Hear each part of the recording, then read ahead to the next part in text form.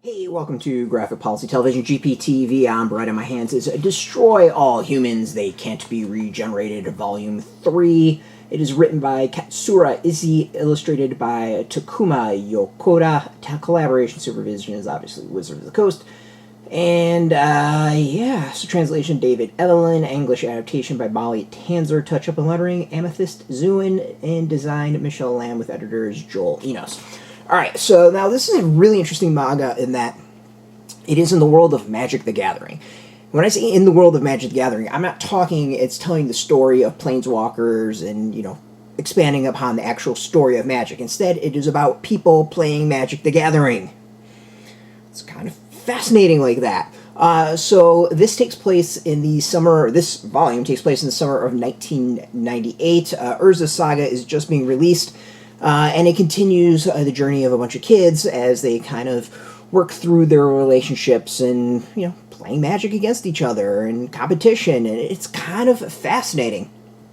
So yeah, it's a really interesting manga in that it really is mostly like a slice of life having to deal with a fandom of Magic the Gathering. It's not, it's not one that's like really high drama. It's not really one that's like tons of action. It's about how people interact and get to know each other and getting comfortable with each other and getting comfortable with themselves, and eventually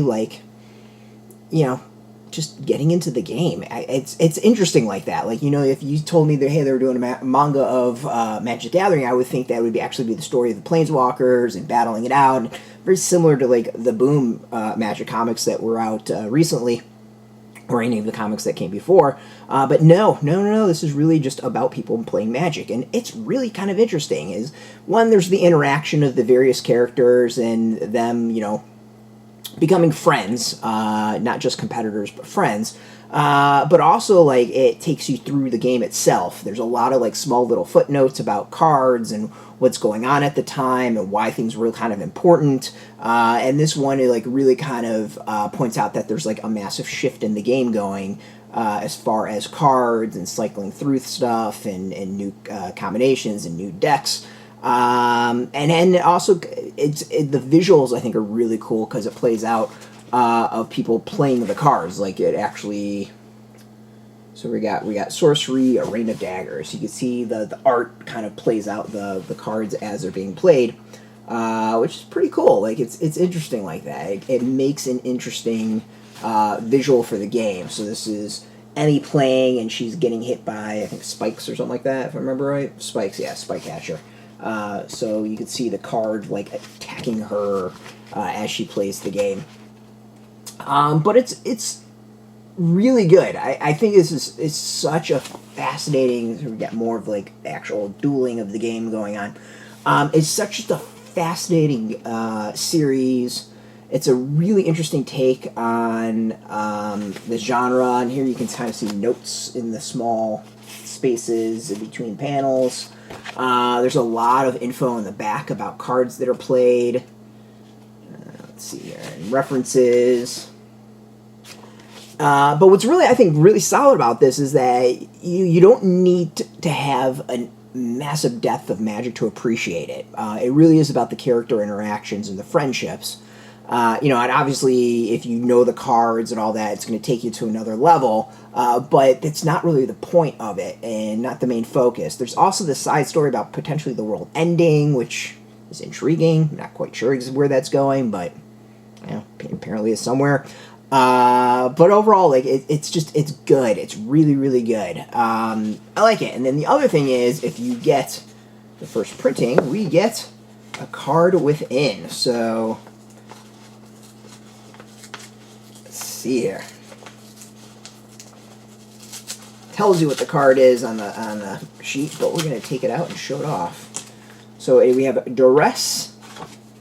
So it says Duress from Urza's Saga, which is the game, or the set that's kind of the focus of this, by Lawrence Snelly.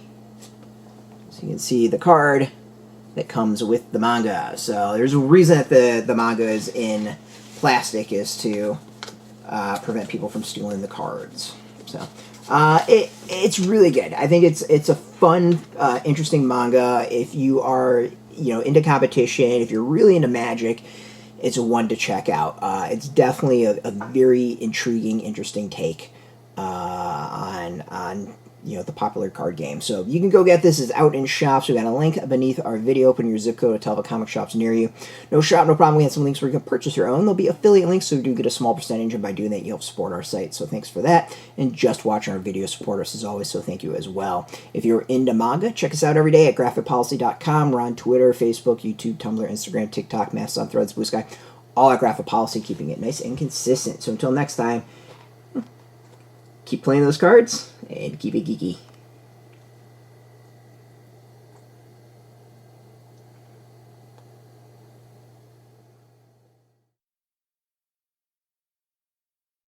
Hey, thanks for watching the previous video from Graphic Policy Television. Just by watching, you help support our site. Thank you so much. Now, if you're watching these videos, you probably care about geeky things like movies, television, comic books, toys, games, video games, you name it. You can go and subscribe right now to our YouTube channel to stay in touch and catch all the new videos, or check out our website at graphicpolicy.com. There's a nice link on this end of the video. But as always, thank you for watching. Keep on rocking and keep it geeky.